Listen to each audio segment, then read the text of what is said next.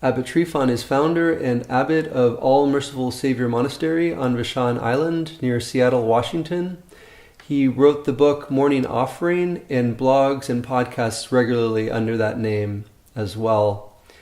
In October of 2018, I attended the annual conference of the Brotherhood of St. Moses the Black in Columbia, South Carolina, where Abbot Tryphon was the keynote speaker. I really enjoyed meeting Abbot Tryphon and having the opportunity to spend some time with him, and he kindly agreed to sit down for an interview. So without further ado, I hope you'll enjoy this episode from my interview with Abbot Tryphon.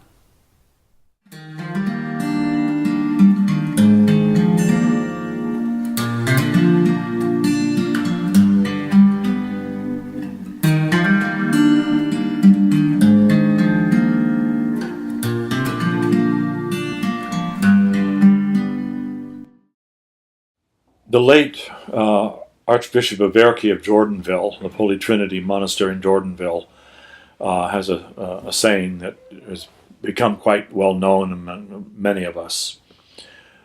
He referred to converts as being like envelopes, that they have a tendency to come unglued. And we've all seen people like that, new to Orthodoxy. I was like that when I first became Orthodox. And I became a monk early on in that journey, where everything that had anything to do with the externals of Orthodoxy was so important.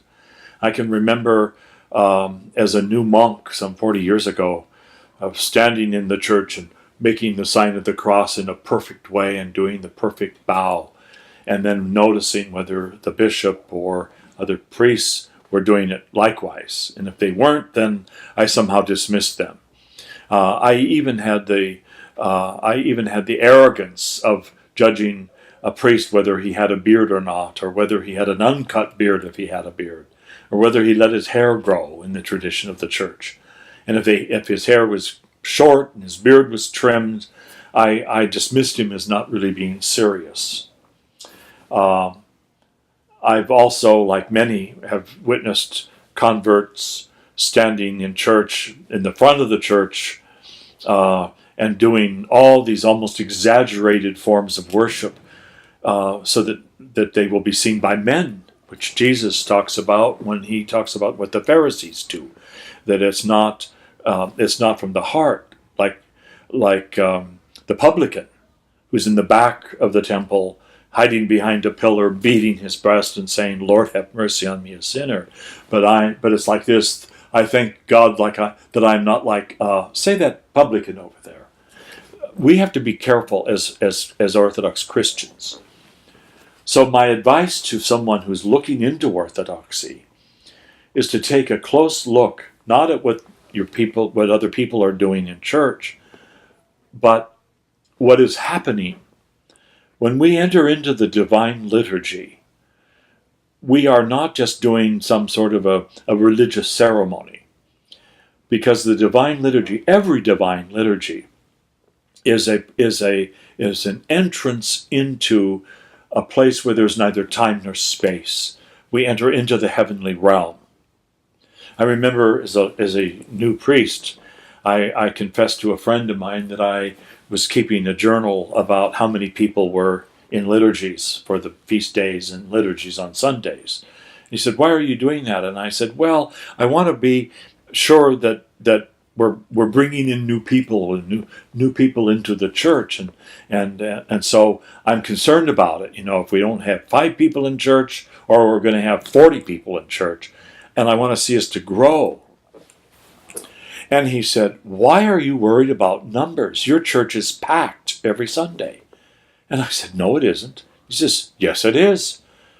He said, all the icons and the frescoes on the walls of Orthodox churches are a reminder that in all of the services of the church, that when we enter into that realm of the temple, we are surrounded by the heavenly hosts, the angels and the archangels and the cherubim, but also those who have fought the good fight and have gone on in victory, the saints.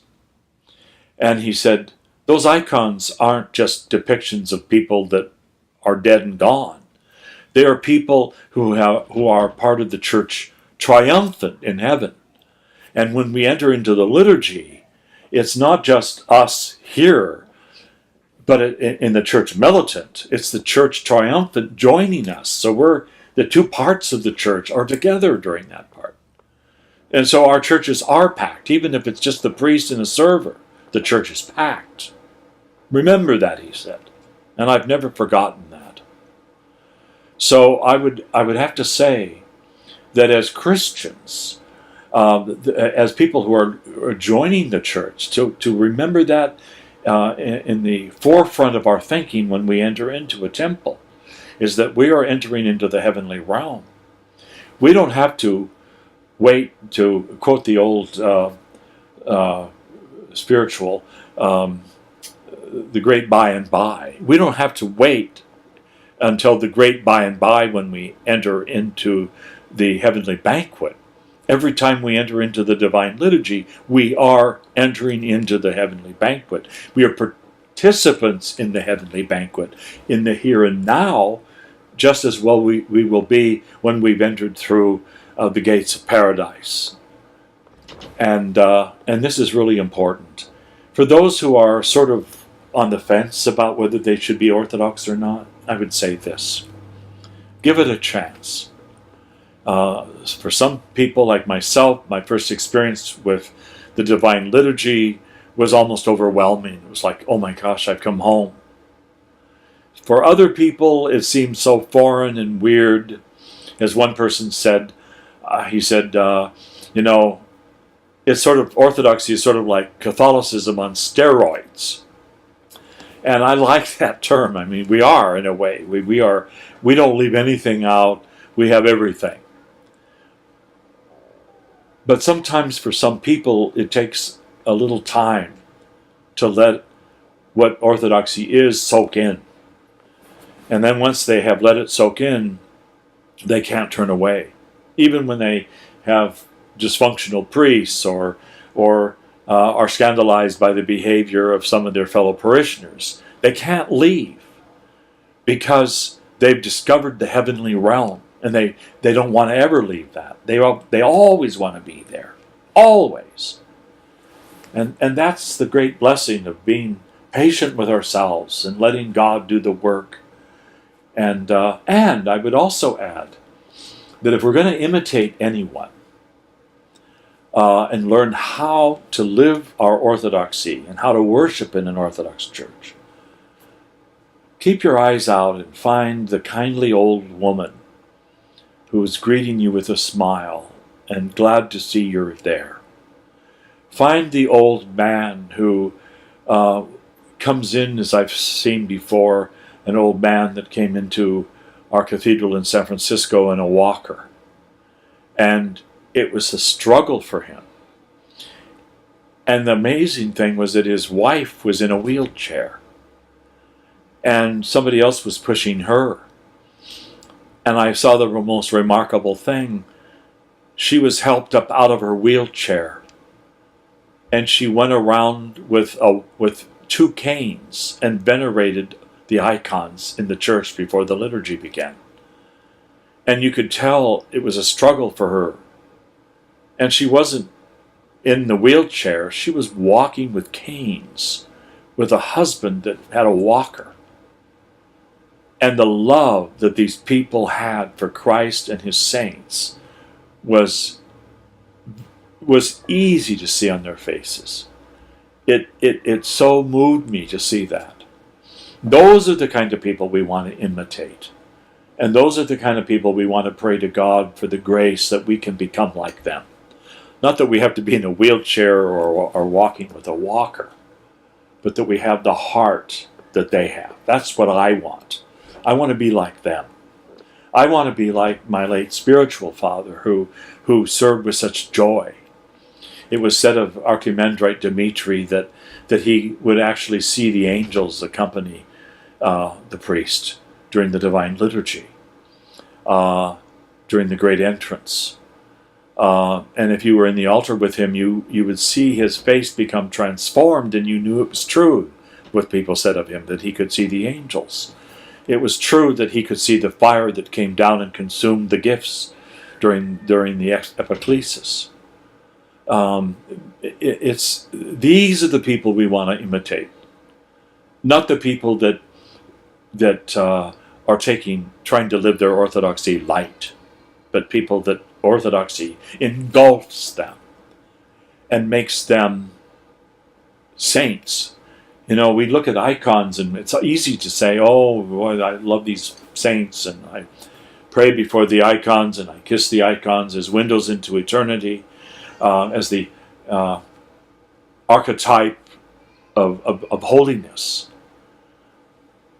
But if we don't see ourselves as potentially being depicted on an icon in a church, then we're failing ourselves, because if we're going to be in paradise with God for eternity, we have to become like them. And the beautiful thing about reading the lives of the saints is they're all different. Saint Tikhon of Gdansk, if I remember right, struggled with a temper. And so if you have a temper problem, pray to Saint Tikhon to help you with the temper. There are fools for Christ. There are Saint Xenia of Petersburg was one whose husband was an alcoholic, and when he died, she started wearing his uniform coat. He was a military officer, and she moved into a cemetery and gave all her money away, and she lived in a cemetery. And she didn't do it because she was crazy. She did it because she offered herself up as a living sacrifice for the husband that she was afraid had missed out on paradise because of his life. And so these are, and St. Moses the Black is another example of somebody who was led a gang that would attack people on rural roads and rob them and beat them. And when he had his conversion, after confronting a saint and stealing money, and the saint called out as they were going away and said, "Wait a minute, you forgot this," and he gave him another coin. He said, "This was in my hand. Take this, you must need it more than I." And that so impressed Moses that he ended up becoming a monastic himself and became a saint.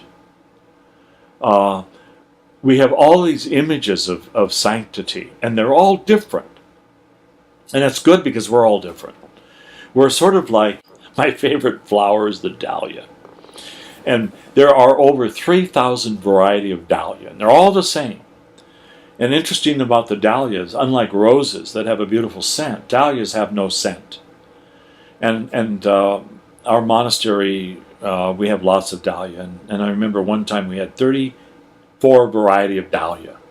And there was one that was about this size, and it was perfectly round, and it was orange. And it looked like a little Japanese lantern. And then there was another dahlia that was called a dinner plate dahlia, and it was about this big, and it was red, and you couldn't even put it in a vase with a stem because it would plop over from the weight. So you would clip it off and put it in a bowl of water. They're called dinner plate dahlias. And then all in between, all these colors. And what I love about the dahlia is it's like us. We are all different. And just like in our Orthodox churches, you look around, and we don't want to let our churches be just Russians or just Greeks or just Arabs. We want our churches to be packed with all the dahlias of the garden.